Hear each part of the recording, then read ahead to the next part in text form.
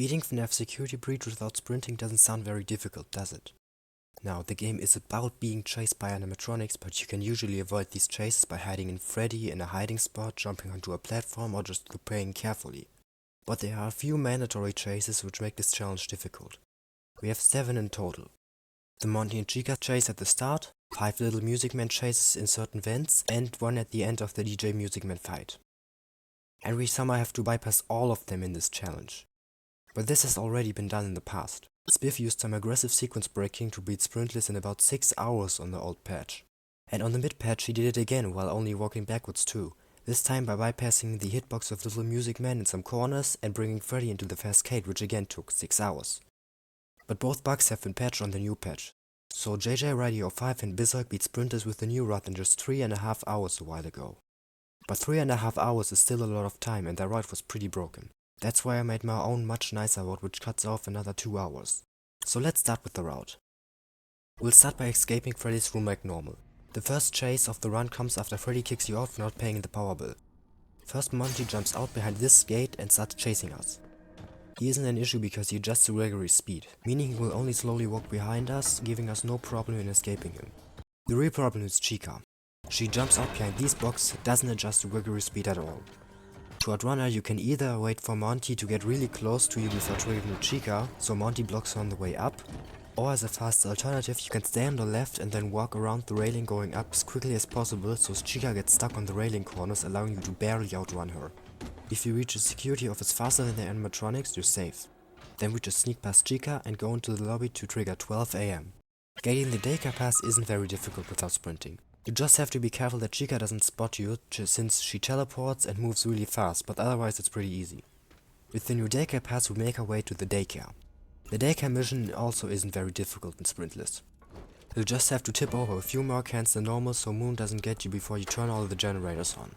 Then we just press the button to get kicked out by Sun, hop into Freddy and finish our first Moon chase to trigger at 1 AM. Normally you would now choose between either the price counter or the loading docks mission to get the second badge, get captured by Vanessa and then continue with 2 AM. But the paths leading to both missions involve vents to separate us from Freddy, vents with Music Man in them. You can get through the vent leading to the loading docks without sprinting, but there is another problem. The vent leading to and from the warehouse later in the run also has Music Man in it, which means we can't get our 4th security badge there to continue with the game.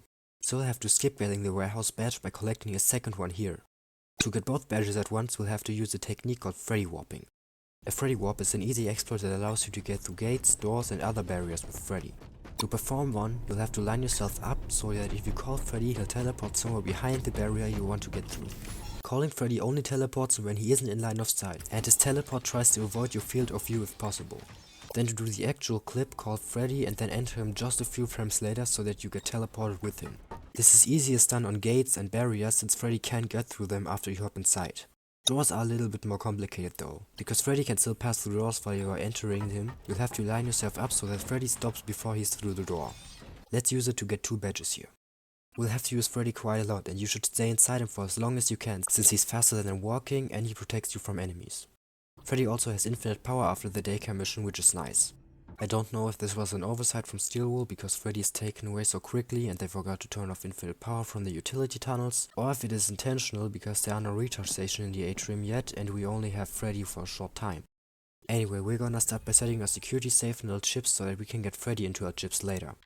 Then we'll go to the salad bubble. Instead of going through the vent, we'll Freddy warp through one of the level 4 doors, take the elevator down, warp through this level 3 door and then this level 2 door to get into the security office, get our badge and enjoy some chicken with Pizza Bot. Now instead of going to the loading docks and the laundry room to get captured by Vanessa, we'll warp back through the level 3 door, take the elevator up and warp through the kitchen to the atrium. To get into our chips and eventually the price counter office, we'll have to void warp to the security safe we set earlier. There are multiple ways to get into the void from here.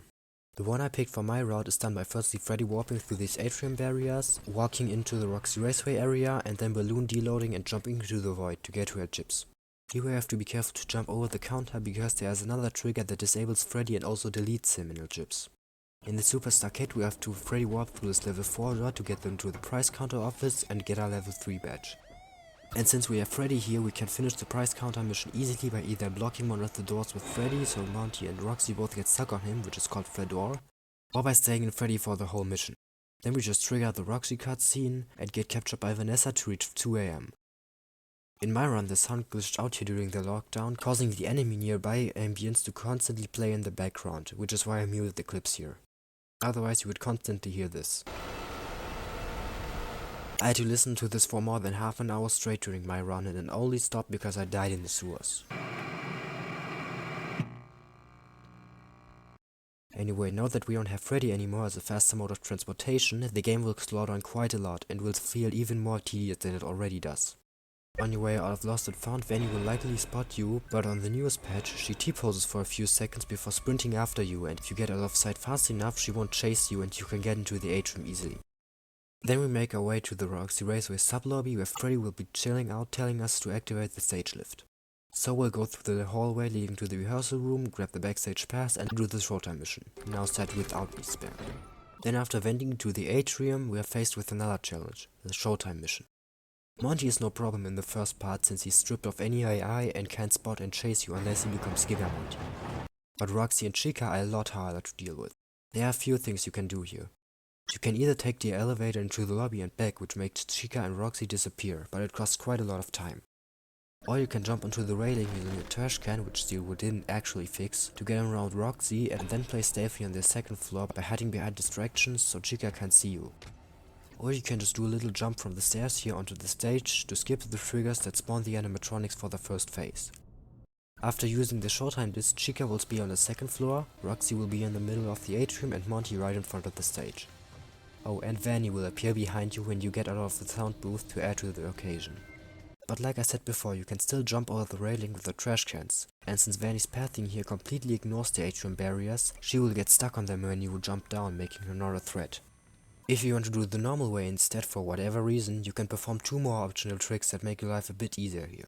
The first one is saving and reloading at the save station at the second floor to reset Chica's path and get to the escalator more easily. And the second one is something that I call Vanny storage. It's a bug that I found where if you save and reload after using the showtime disc, Vanny disappears and only reappears when you go near the sound booth. She sort of gets stored as a trigger. You can even duplicate Vanny like this by reloading the atrium a couple of times. Steel said in the patch notes for 1.11 that they fixed this issue, but in reality they only fixed it for this one save station on the second floor. It still works for every other save station. If you do Vanny's storage, you won't have to deal with her on the way to the stage anymore. If you don't and you're too slow while getting to the stage, you can get into situations like this.